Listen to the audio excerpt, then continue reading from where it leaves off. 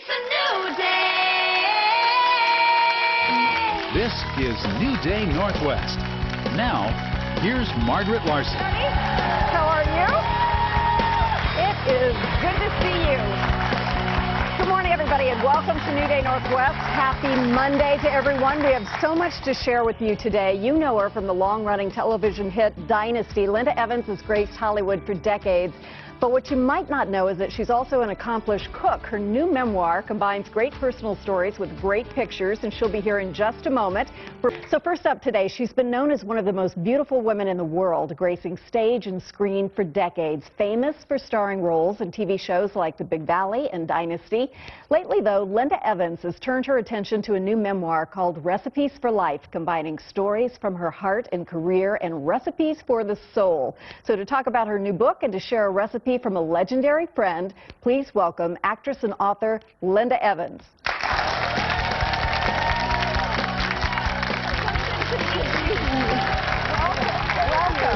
This is the most beautiful table. You have outdone yourself. Gorgeous.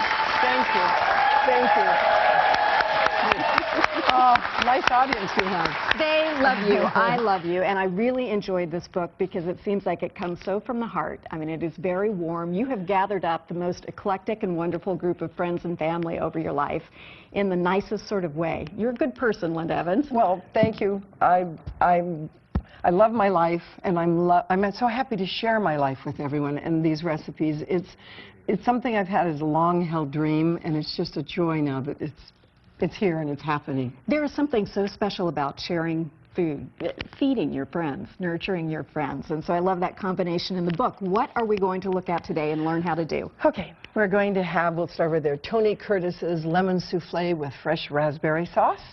And then we have a butternut squash salad with roasted almonds and feta cheese. And then we have John Wayne's crab dip, which I call the Duke's dip. Yeah, that surprised me for some reason. I thought he would have taught you steak and eggs or some cowboy breakfast, but no, it's a crab dip. Well, he was married to a woman, Pilar Wayne, and she's from Mexico, and these are her corn tortillas that go with it that are just excellent with it. Looks good. Would you like to learn how to make this, everybody? All right, let's do it. So, okay. In here we have a couple of cream cheese that are softened. Okay. And then we're going to just room temperature? Yes, room temperature, and then we're just going to put it on. And we're going to put a little teeny bit of salt to your taste. Some dried onions, toasted dried onions. They really give it a good flavor if they're toasted. I like that. And we're going to add some milk to it to get it just the right, about 5 tablespoons of milk to get it the right consistency. And then the secret to this that really makes it good is the Tabasco sauce. It really adds a complexity to it that's really yum. So it's got a little kick. Yeah, a little kick. And this is great because it's spitting up all over here, and it's just, I can smell it right now. That Tabasco gives it such a good flavor. Then, Try not to lick the bowl too much. I would have eaten this by now. Are we going to put this in like this, just do the whole 9 yards here? Why not? Okay, then we're going to take this and we're going to fold in. I mean, this recipe is so easy. You can make it early during the day. You can mix it up, put it in the refrigerator, and then just pop it in the oven later, so it's great. You don't want to mix the crab because you want the little lumps to stay in, so people get wonderful. And this is the lump crab meat that is phenomenal that they got here. Does that not look good, you guys? And I mean, it's just so tasty. It has. There's never any left over, but once there was. Once there was, and I had my stepdaughter had me put it in an omelet the next day, and it was phenomenal. Oh, wow. So I put the recipe for the omelet, too, in case anybody wants to do it. It's really... That's such a good idea. I think I'd make extra on purpose and just set it aside for the omelet the next day. People eat it. They just love it. And then do we pop that in the oven? Yeah, we pop that in the oven, and then it comes out. And it looks looking like that. And it's got all the little crunchy edges. Those chips look so big and fat and airy, and yes, definitely. While I do that, I just want to ask you, in the book, you kind of go through chronologically, so we learn a little bit about why you cook, who you learned from these various recipes. What does food mean to you in terms of your family, your friends, the way you live your life? Well, food is love. Firstly, I love food. But I love to give people food. I love to know what you like to eat, and then I want to make it, and then I want to see your face when you take your first bite. Because to me, that is just the greatest pleasure in the world, is feeding people, and you can do it on the tiniest budget in the world. And I've got recipes in here that are so simple, but they're all 100% great. I mean, they will please, people will love them.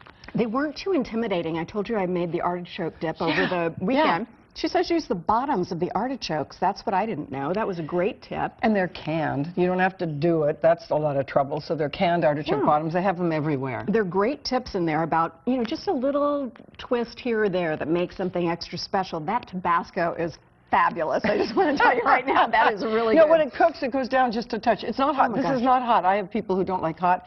When it cooks, it's just it's not hot. Excellent. Let's talk about the salad. This looks so good. I've kept my fingers out of it. I want you guys to know, and it was hard because it just looks like it's so delicious. Okay, well, butternut squash. Everyone loves butternut squash. And Absolutely. Today they make it so easy because you can buy it already cut up at the market. And you just get little even cubes and you bake it. You put garlic powder and onion powder and seasoned salt on it, and you roast it for a while.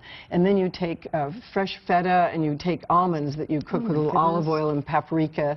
And these are the Morcona olives that are just so tasty and so light. And then you oh, you're like my dog does when I have a bit of food. I'm just looking at everything. And then you take fresh greens and you use a dressing with maple syrup that is so yum on it. That's the unique part of it. And lemon juice and olive oil. It's just very flavorful, and people just think you've just made them the most elegant salad. Sounds great. Now the souffle, I'm a little afraid of souffle. Should I not be? Can I do this? This is made with gelatin. This is not the souffle where you have to put it in the oven and it comes out. This is made with gelatin. So you make the lemon base, which is really easy, with lemon zest and lemon juice and eggs.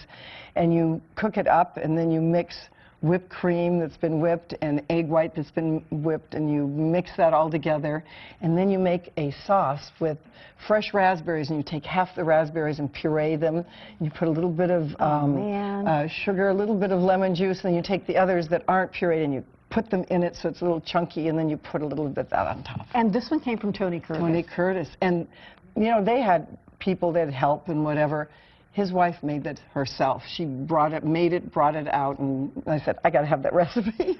Now, as I read your book, one of the things that I really enjoyed is that it wasn't kind of like a sugar-coated version of things. You wrote about painful periods in your life, trying to get your career restarted after taking a pause for a while. It was all just out there. Was that difficult to do, or was that freeing and liberating to talk about those things? Well, it was freeing and liberating because when I did Dynasty and the press, you can't just say everything about your life because they spin it their own way. Right. It was a pleasure for me to write about the most personal things in my life because I could say it my way. I could say to them, this is how my life was and why this was painful. And guess what, ladies? We're all insecure. We all have fears. We all have doubts. We've all been dumped. What do you do after that? You know, the best revenge is getting happy. You just pick yourself up and you go out and you make your life. And every time anything happened in my life, and looking back, I was just amazed to see this, that anytime something happened in my life that I wished hadn't happened was the best thing that could have happened to me. It bumped me somewhere that I never would have known to go. So it's fascinating. Everyone should write their life. They'll really get a different perspective. Well, it's a great story of resiliency and warmth and love, and you are as lovely inside as you are outside. It's been a pleasure to meet you. Thank you so much. Thank you very much. Linda is going to read from and sign copies of her book, which is called Recipes for Life, tonight at 7 at Third Place Books in Lake Forest Park. You're going to love that bookstore, by the way. And she'll also answer questions there, so we posted all the details on our website. And you can find the recipe for Duke's Crab Dip online as well. Linda's been kind enough to autograph a few copies of her book for some lucky audience members today, and we will hand those out shortly. So thank you. Thank you. You're lovely. This is a wonderful thing. Thank you. Still ahead today, a New Day audience dance-off and a fashion show that puts the howl in Halloween. But first up, a procedure that helps you reclaim your figure, just in case you've overdone it on the crab dip, without surgery. We'll be right back.